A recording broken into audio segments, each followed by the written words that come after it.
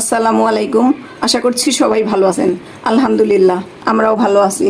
আজকে আমি ঝাল ঝাল খাসির মাংস রান্না করে দেখাবো। তো চলুন কথা না বাড়িয়ে রান্নাটা শুরু করি।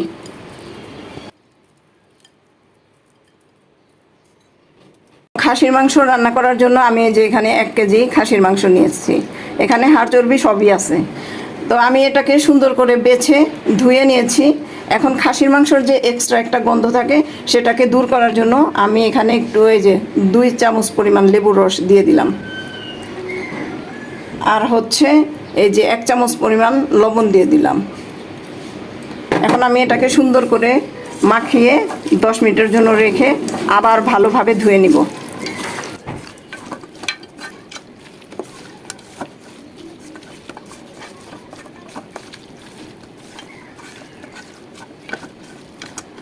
তো মাখানোটা শেষ হয়ে গেছে, আমি এখন 10 মিনিটের জন্য ঢেকে রাখবো। প্রায় 10-15 মিনিট পর আমি এই যে মাংসটাকে 2-3 বার পানি পাল্টে সুন্দর করে ধুয়ে নিয়েছি। এবার আমি রান্নার প্রসেসে চলে যাব। কিছুক্ষণ আগে আমি এই যে পেঁয়াজের বেরেস্তা করেছিলাম সেই তেলের মধ্যে আমি এখন এই যে পেঁয়াজ কুচি দিয়ে দিচ্ছি।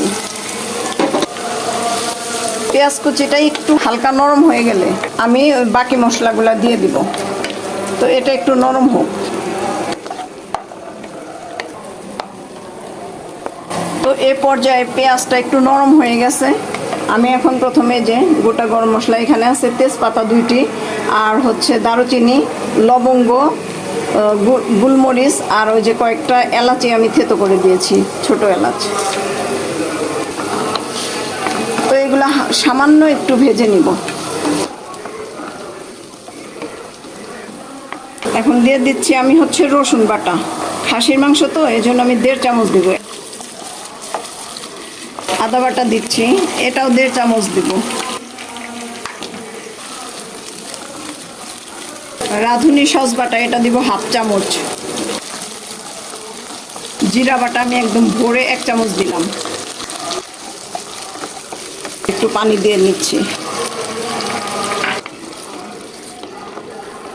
এখন দিব হচ্ছে লবণ, 1 চামচের একটু বেশি দিলাম।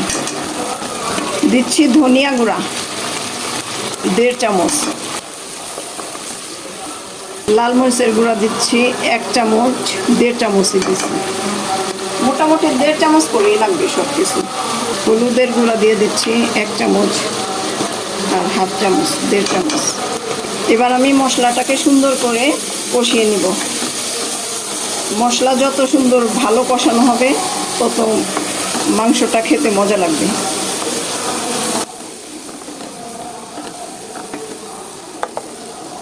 মশলাটা কষানোর জন্য আরও একটু পানি লাগবে, আমি সে পানি দিয়ে দিচ্ছি। যেহেতু আমার কাছে কাঁচা টমেটো নাই সেজন্য আমি টমেটোর সস দিয়ে দিচ্ছি। 3 চামচের মতো দিয়ে দিলাম।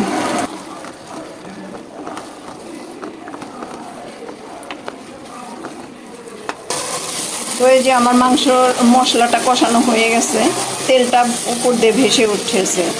এখন আমি মাংসটা দিয়ে দিব। বিসমিল্লাহ।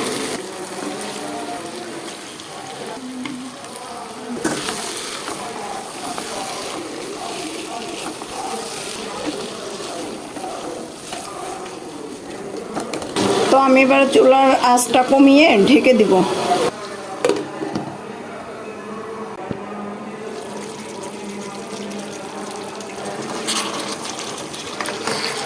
তো এই যে এ পর্যায়ে মাংসর থেকে বেশ খানিকটা পানি বের হয়েছে। এভাবে আমি অফ ক্যামেরায় বেশ কয়েকবার নেড়ে চেড়ে রান্না করব।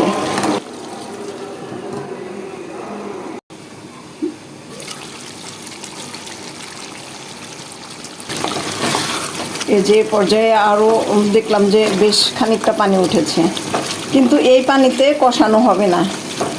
আমি আর একটু গরম পানি দিয়ে দিচ্ছি এখন।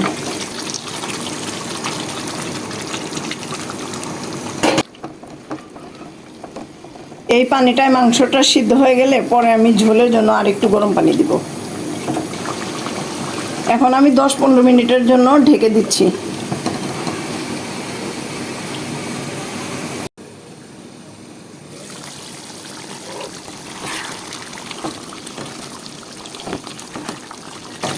এই পর্যায়ে মাংসটা আমার মোটামুটি কষানো হয়ে গেছে। তো আমি একটু আলু দিব। আপনারা যারা খাসির মাংসে আলু খান না তারা একটু আলু দিয়ে দেখতে পারেন, মাংসের স্বাদটা অনেক গুণে বেড়ে যাবে।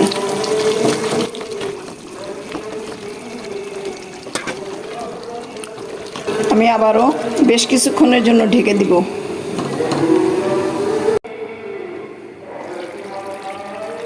তো এই যে মাংসটা কষানোর জন্য যে পানি দিয়েছিলাম সবগুলো এই যে পানি টেনে নিচ্ছে, মাংসটাও কষানো হয়ে গেছে মোটামুটি। আমি এখন এই যে ঝোলের জন্য গরম পানি দিয়ে দিচ্ছি।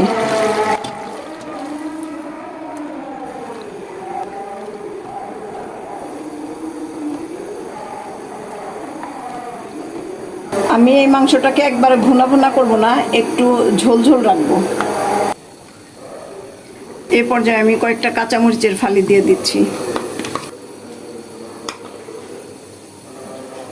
এখন আমি এটাকে ঢেকে রান্না করব একদম সিদ্ধ হওয়া পর্যন্ত। চুলার আঁচটা আমি কমিয়ে দিব একটু।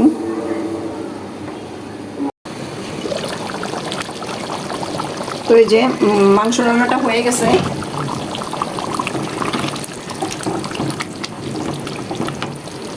এখন আমি এই যে গরম মশলার গুঁড়া করে রেখেছিলাম সেটা 1 চামচ দিয়ে দিব। এখানে আমি জয়ফল, জয়ত্রী, দারুচিনি, এলাচি, গোলমরিচ, কাবাব চিনি, স্টার মশলা সব কিছুই মানে গরম মশলা সব কিছু উপকরণে আমি এটাকে এখানে গুঁড়ো করে রেখেছি।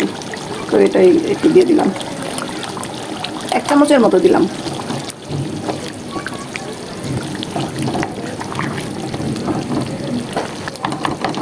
এখন আমি শুধু 2 মিনিটের মতো ঢেকে তারপরে এটার চুলাটাকে বন্ধ করে দিব।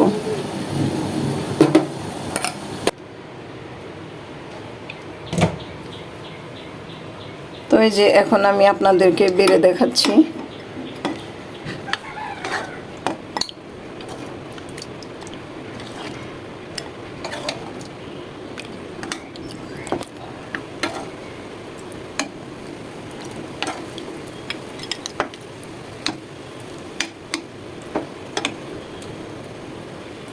তো আশা করছি ভিডিওটি ভালো লেগেছে।